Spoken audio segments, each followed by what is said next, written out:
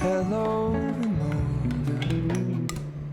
I can't shake the simplest feeling. Beyond go, we stand on the opposite shore. Hello,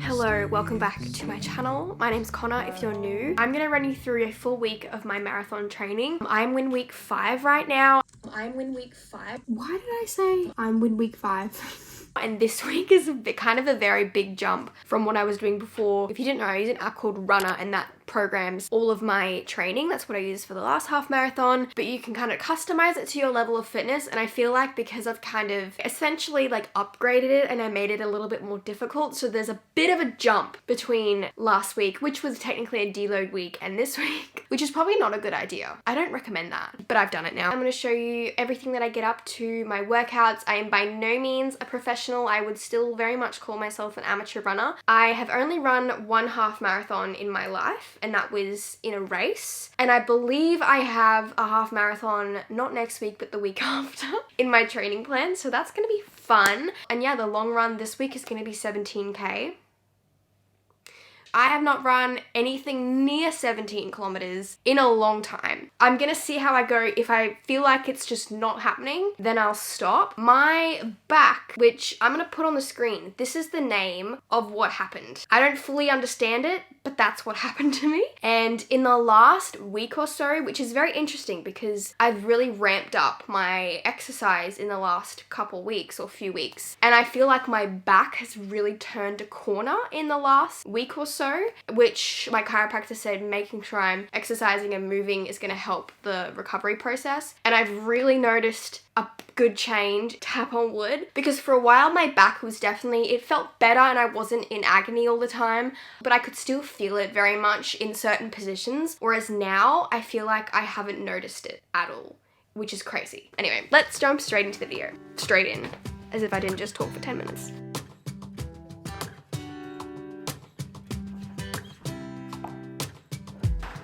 Saw you from across the room.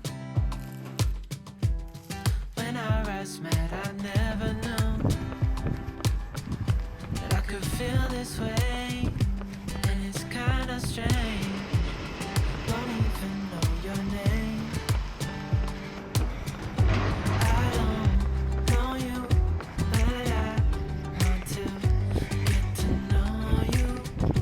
Just wanna get to know you. Good morning. We are on a nice 9K easy run currently, and I feel like the best way to do easy runs is to just think the goal is to go slow. Like, we're not trying to go fast. And half the time I just leave my watch screen on my heart rate, because I feel like sometimes when you look at the pace you can be like, oh, I need to go faster or something, but you really don't.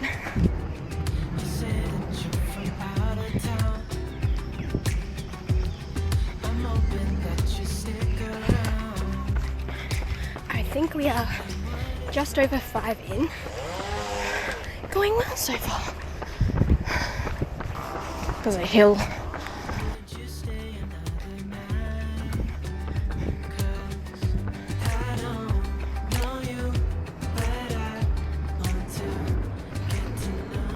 It looks like it's nighttime right now, but it's just very cloudy, so I've turned on all the lights. The biggest thing that I was worried about when I had my big break from running, it was about 9-ish weeks of basically running once a week, if that. So I was really worried that I was gonna have to start from scratch and all my hard work would be just erased. But that is definitely not the case. Initially, it was a bit hard, but my body has definitely just kind of slotted right back into where I was. And now, even with the last couple weeks of consistent training, I feel like I'm right back where I was at the peak of my fitness. Maybe not the peak of my half marathon fitness, but in terms of my speed, I think I'm definitely faster than I've ever been, which is really cool. I love easy runs, but I also kind of hate them because I feel like in order to go slower, it's really hard for me to keep my cadence at a good spot. And I find that when my cadence really slows down, that's when I get a little bit more achy and I think I can feel more niggles and stuff because I'm landing a little bit more heavy on my feet. And and I have sensitive feet apparently. It's a hard thing to kind of try and keep my heart rate as low as possible, go slowly, but also kind of try and maintain a fast cadence without spiking my heart rate, you know? And I'm saying this because when I got my running analyzed, she said that I should try and maintain a faster cadence because I am shorter, but I am much better at keeping my heart rate in the green zone according to my Garmin. I would love to go get my heart rate zones tested so I actually know for sure what my heart rate zones are, but I am just going off of what my Garmin says at the moment, so I try my best to keep it in the green. I'm not able to keep it in the blue.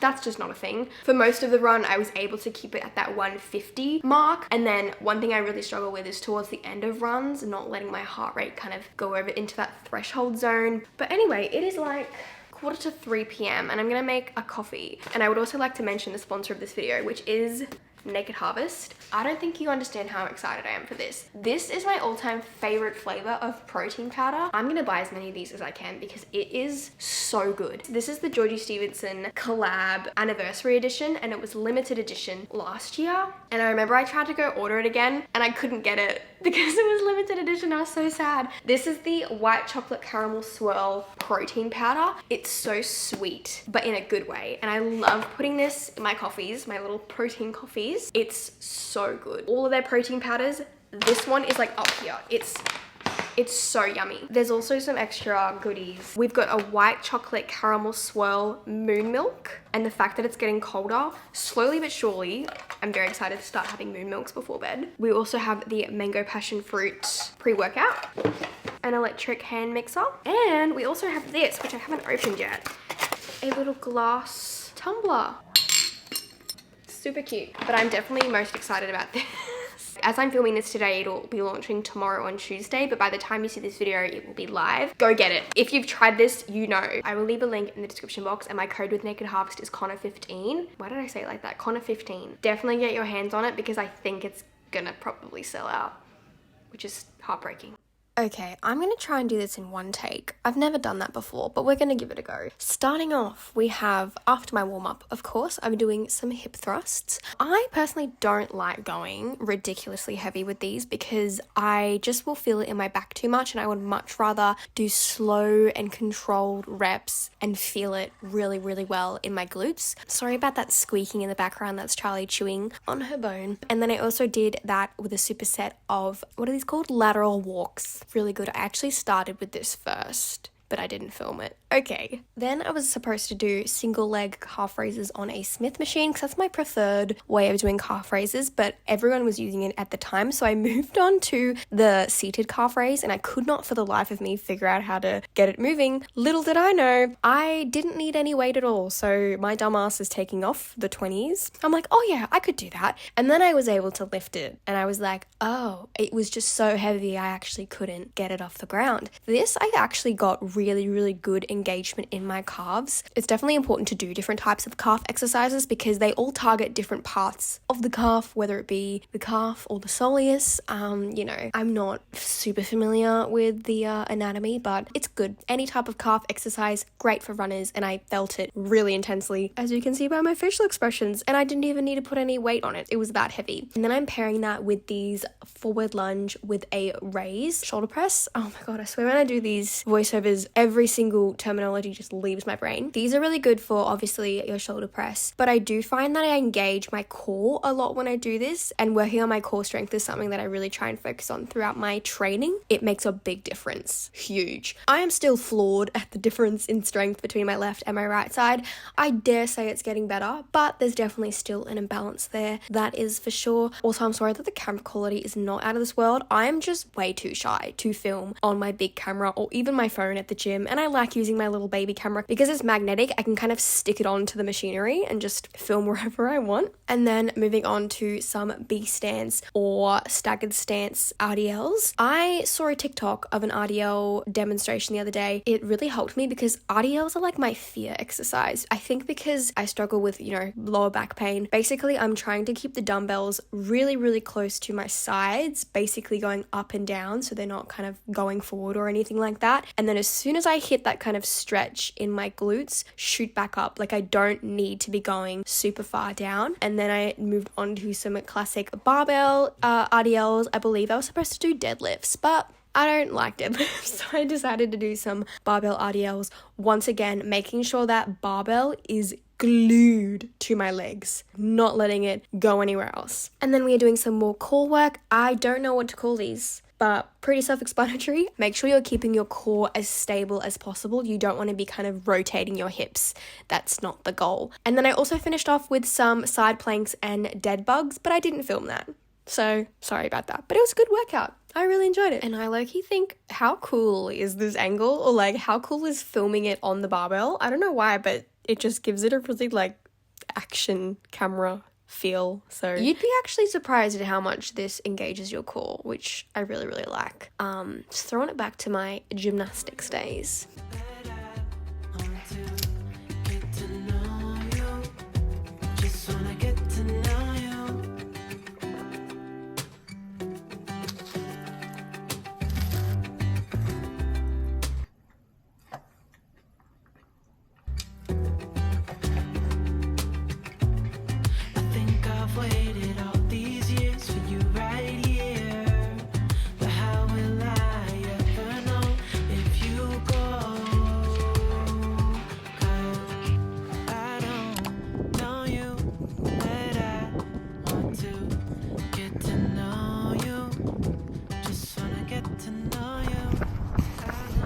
Good morning. Sorry if you can't see me, but it is still quite early. I have not got up and done a run this early in the longest time. I literally woke up at like 3 because I think I was kind of nervous for today's run because I really haven't done anything remotely close to this distance since I was like half marathon training, honestly. But we're almost 3 in and I need to pee. What's new? Okay, we are almost 11 and a half in. It's starting to hurt.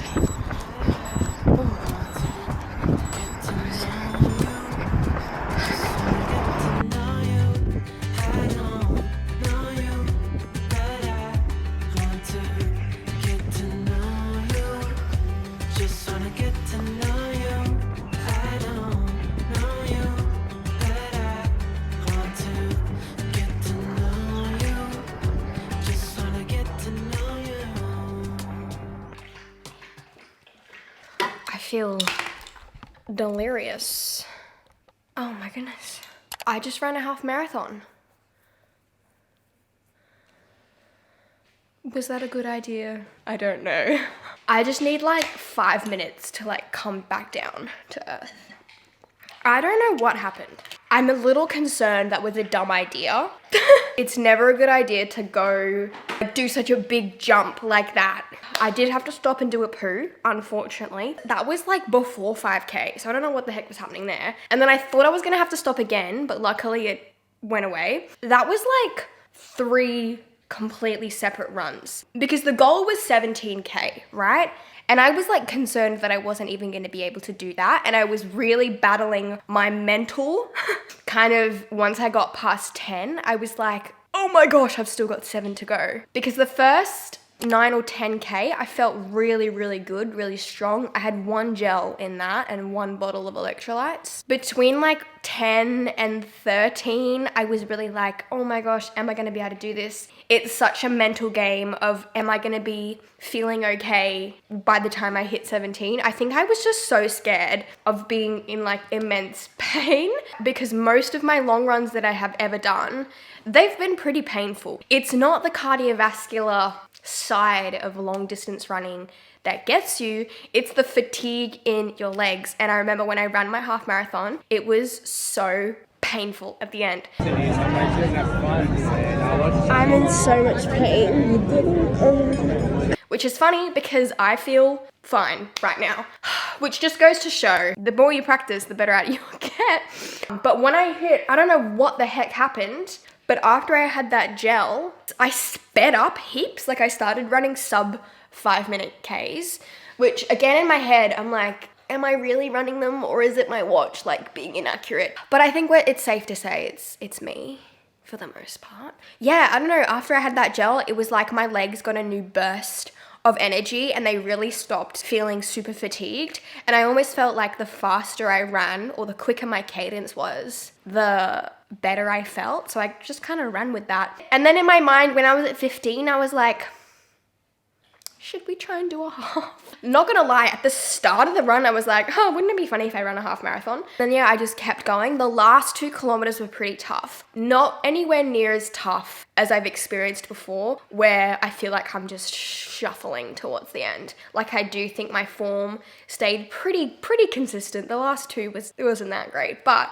I did that in 1 hour, 50 minutes, 34 seconds, give or take. Because I did have to actually pause my watch. My elapsed time was 1 hour, 53 minutes. Okay, my average cadence was 184. That's actually pretty good.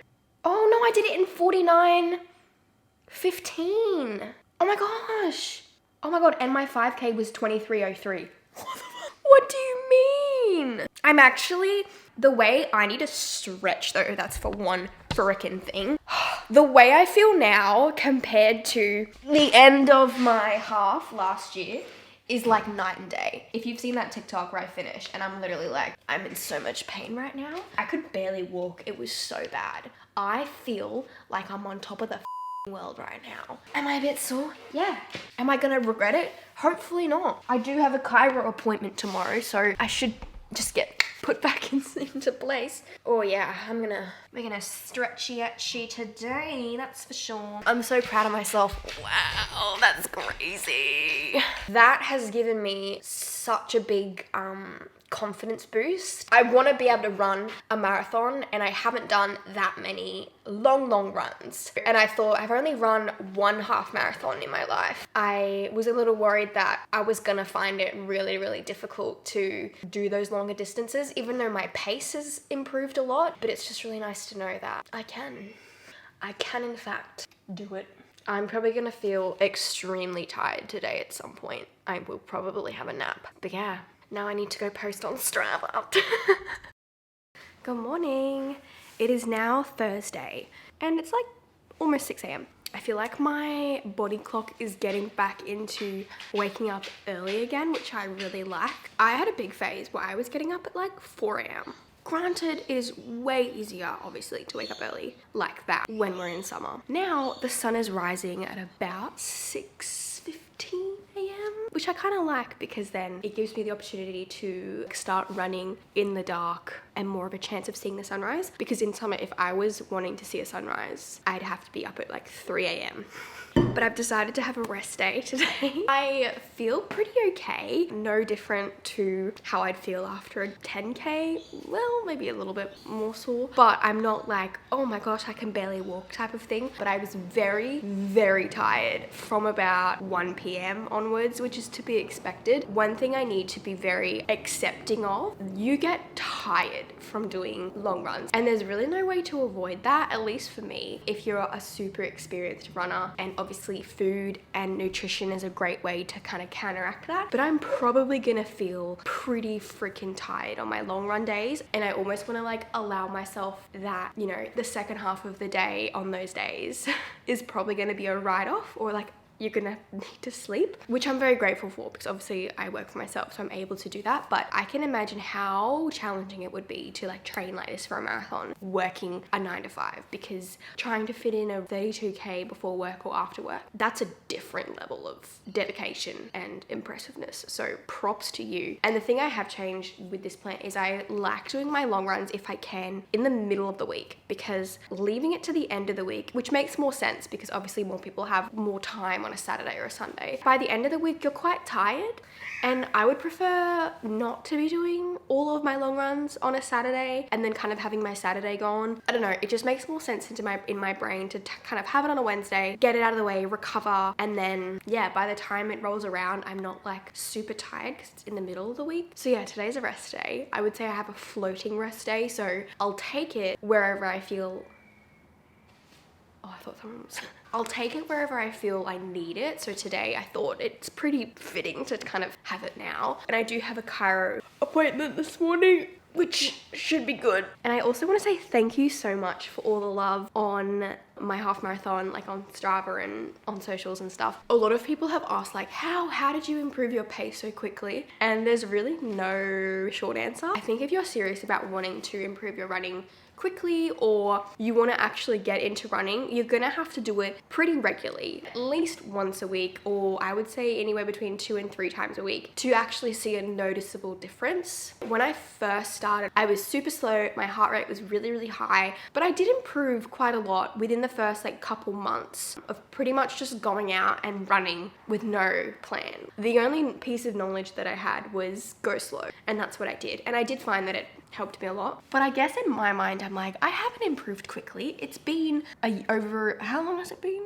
End of 2022 is when I started. But I do feel like my running journey kind of goes like this. It'll go like this, I'll improve, and then I kind of plateau. And then all of a sudden I'll improve a lot, and then I'll plateau, and then I'll like do a big jump. It truly is the ideology that you get 1% better every time and you don't notice it, but then all of a sudden you'll be like, wow, I'm running sub 5-minute Ks. I do feel like recently I've taken a jump in my kind of journey. You watch, my next run is gonna be trash. Hopefully not, just putting that out there. I quite often will have one good run, one shit run, one good run, one shit run, 2 good runs, a shit run. It's very dependent on how you feel. If you're a woman, your cycle plays a big role in your performance. I'm actually getting one of those, it's not an Aura ring, it's called Ultra Human, and it's kind of the same concept because I'm very curious to kind of track my recovery and cycles and insights and data. I feel like is super interesting, and I think it'll be really beneficial for training and stuff, so I'm very excited. Obviously I would not have improved the way I've improved without my RUNNA training plan, because it's given me actual consistent training. I'm not just going out and going, let's run hard today, let's run easy. Like I have actual pacing. It just asked me before if I wanted to update my plan because I got a new PB, so the pacings are a lot faster now.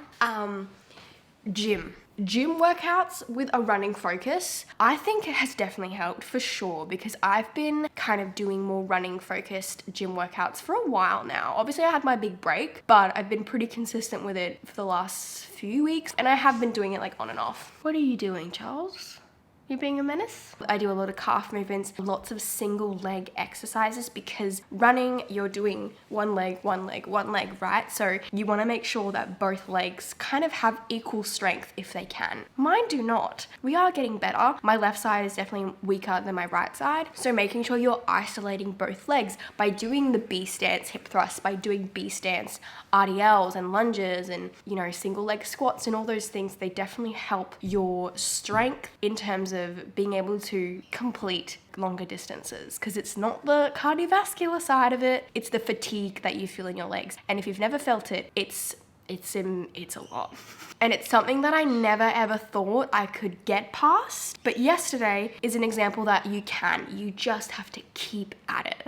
That's really, at the end of the day, how you go about it. Like, if you would have told me that I could, let alone run 10 kilometers and then be able to run a sub 50-minute 10K, I would have like laughed in your face. There is one run that sticks out as being like the most difficult run I've ever done. And it's not what you think. The half marathon was difficult, but at that point I knew kind of what to expect, I guess. And I'm pretty sure my first 10K was 1 hour, 16 minutes, I think. I remember that run being so incredibly hard. It was extremely painful. I remember getting to the 8-kilometer mark thinking, holy shit, this is so bad. Oh my goodness, I can't do this anymore. And then I got to the 10K mark and it was like, this is so hard. And I always remember that run because it was kind of, I don't know, it was the first really difficult run that I experienced. And it's just always stuck with me. And it's crazy to think now that I've run a sub 50-minute 10K now. Bonkers. Yeah, so my first 10K was 7:30 pace. It was 1 hour, 16 minutes. But yeah, I'm gonna have a shower, get sorted. I love how the sun has just slowly risen. And then I'm gonna go to Cairo. And I'm also gonna stop at the shops because I think as a little reward for myself, for my half marathon, I wanna get myself a pair of Oakleys. I've been really putting this off because for some reason, spending that amount of money on a pair of sunglasses is really hard to justify. There is a pair pair that I really like, and I think maybe now's the time. If I can run a sub 50-minute 10K, I can get myself a pair of Oakleys. Okay, anyway. It is Friday today. Fridays for me are always slow. I did put my hair, which you cannot see because I'm in a car park. I shouldn't be slicking it, but sometimes a slick pony or a slick hairdo is what you need in your life. I took it out because it just felt too much. So we're just gonna roll with my half ball sack situation. I had my chiro yesterday and I'm feeling a little bit sore from it, which is very normal, but I think because my back has been so good, I'm like, oh no, but it's just part of the process, and I know that I'm gonna feel a lot better after I go to the gym and stuff like that. Motivation for today's workout is not there. I definitely am not super in the mood to get this done, but we're going to do it anyway. I am also using the RUNNA app for my training at the moment, just because I think it is the best in terms of for the marathon, because it is running focused. You can, on the app, you can pretty much choose whether you want overall training or if you want a running focused style of training, and I've picked that one. Someone's staring at me. On the agenda today, we have a full body strength workout, some static lunge, single arm bench press, some isometric hamstring holds. It's actually not that bad today. I actually think I could zoom through this pretty quickly. I just hate filming myself in the gym because I get scared. But I just need to get over myself, honestly. Like, no one actually cares, Conagh. After today, I will have one more workout and one more run to do. I also got some new Air Max covers. They're pink, which I think are super cute. I bring my beats and my, that sounds so like unnecessary, my beats and my Air Maxes, because I like the Air Maxes because it blocks out all the noise, but I do like my beats for when I get a little bit sweaty and for the more dynamic movements where I'm like kind of upside down or something like that. Anyway, let's go. I'm sorry, I had to include this clip because I thought it was so funny, because just the way that my head is just in the corner, I can't. But I'm doing some static lunges here. I love static lunges. I always try and keep my hips square and take the reps really nice and controlled. And I'm also using a little step just to keep my leg elevated, and you really feel this in your glutes too. And then we are doing a single leg bench press with a dumbbell. I do like these as well because, like I've said 1,000,001 times, my strength is very uneven on my body, so it's nice to kind of isolate the movements. And then I also like to kind of hold my belly to like make sure I'm engaging my core, and that's really important just so you kind of are nice and secure on there. And then watch me struggle trying to get this 12 kg dumbbell between my legs. This is so much easier if you have someone to help you. I did not today, so I just kind of struggled. These are so much more difficult than a regular like lying down hamstring curl because you've got no support, so you're kind of having to use your core as well as your hamstrings to really control the dumbbell going up and down, which is really good, and I really feel it in my hamstrings. Great angle from me, can't see anything I'm doing, but we're doing a good old-fashioned, what do we call these? Dumbbell rows. For some reason, I look really strange here. Don't know what's happening with my form. Not sure. I don't think it was terrible, but for some reason, this clip just makes it look really weird. And then even better angles today. I'm doing an isometric hamstring curl. Tell me why I thought that was a good idea. And then moving on to some barbell shoulder press. I am very weak. As you can see, we've got no weight on there. You should not be ashamed of having no weight on the barbell. That thing is 20 kgs. And I wanted to make sure I'm doing the reps nice and controlled. I had to do one little jump at the end because I could not get the last rep, but that's fine. And I have not really been focusing on any type of shoulder press. And then we're doing some single leg bent calf raises on the Smith machine. And then I also finished off with some core exercises, but I didn't film that because I'm a terrible person. But yeah, that was the workout today. It was really good.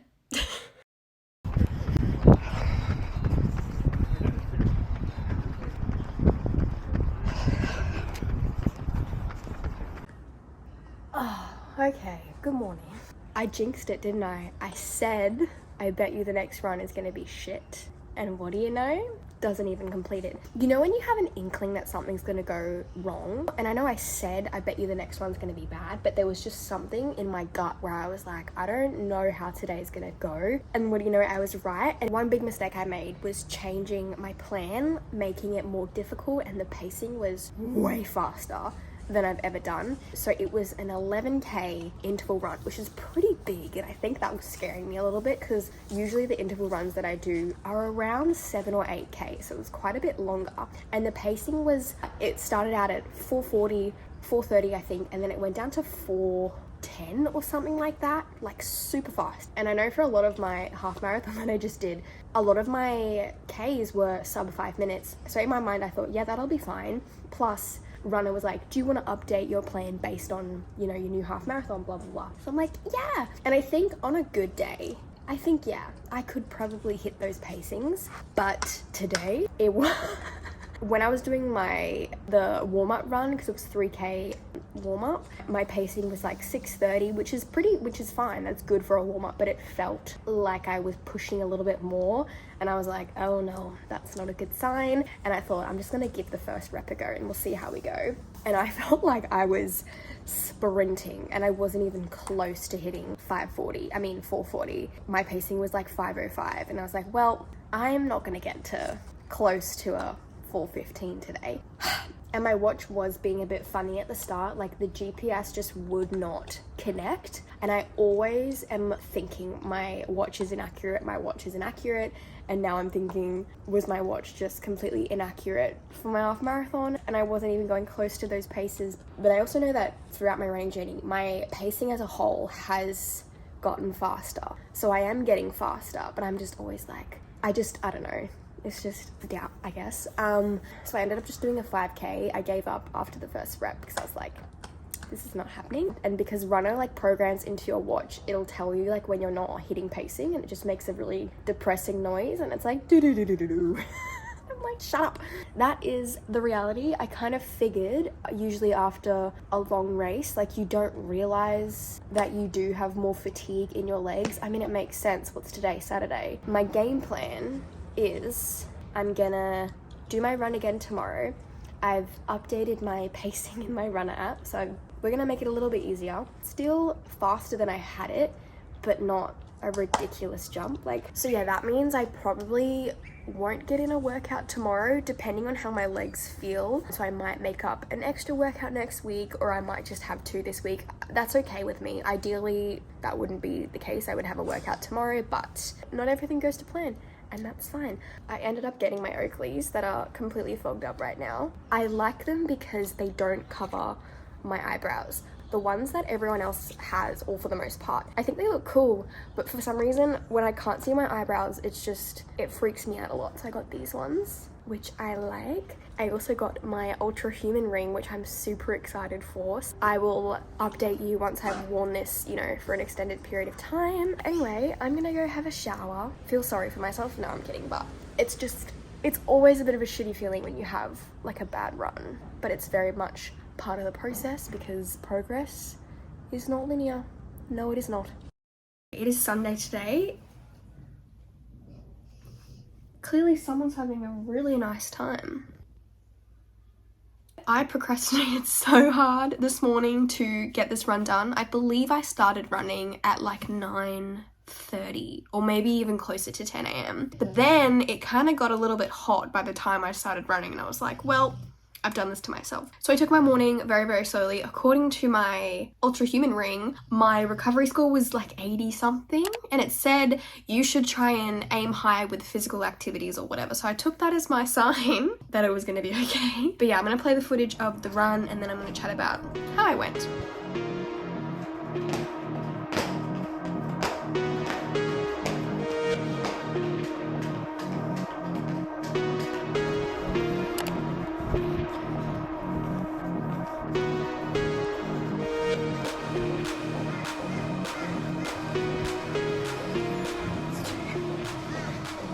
Okay, that is the warm-up done. Feeling much better than yesterday. So, see how we go. It's also much hotter now, so that's good.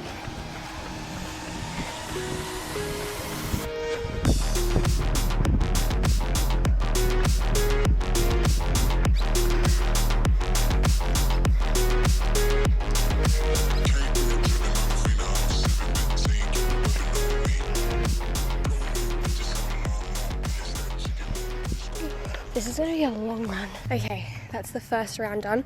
I didn't realize the pacing was, I thought it was 5:15 a kilometer, but it was 5:05. But I'm pretty sure I hit all the pacing faster than that. So now I get a nice walking break. Alrighty, here we go.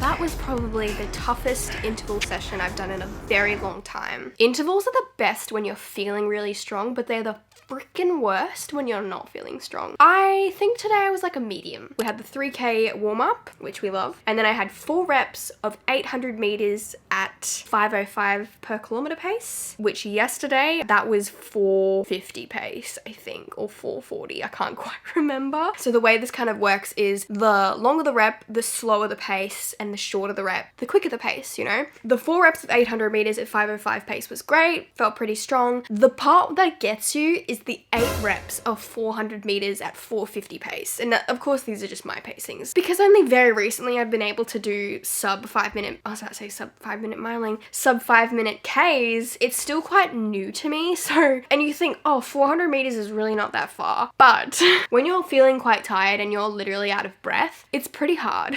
And I could definitely feel that my legs were pretty fatigued, plus giving it my all. I think I went out a little too hard at the start and I didn't reserve enough to kind of hold on. I think because in my brain I'm always wanting to make sure I hit the pacing, so I do faster than I need to, which is not always the best. You can do that towards the end of the workout, but not literally at the start. The 8 reps of 400 meters is the part that really hurt me. And then we had the 4 reps of 200 meters at 4:40 pace. And then I had a 1 kilometer cool down, which I walked, and I only did half because I was pooped and I wanted to get a drink of water because I was very, very thirsty. So in total, that was like 12.68 kilometers. Pretty much from this moment onwards, I'm not going to do any runs that are under 10K, which is kind of terrifying, except when it's a deload week. What is happening to my voice? Oh, and obviously I'm not going to the gym today because that workout has drained me. I am very tired. I feel like I could definitely do with a nap today. I'm curious to see what my ring says tomorrow in terms of like recovery score and whatnot. Yeah, I hope you guys enjoyed this week of training. I honestly could talk about running for hours and hours and hours. We're going to be jumping into week 6 of training next week, which is crazy. I feel like I just started. Make sure you subscribe and turn on your post notifications so you can follow along my marathon training journey. And you can follow me on Strava as well if you're into Strava, you know. And as always, I don't know why my voice is like disappearing.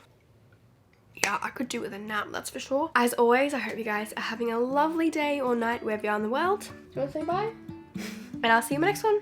Bye! Life is a winding road, no telling where it goes. Driving through days and nights, won't stop for traffic lights.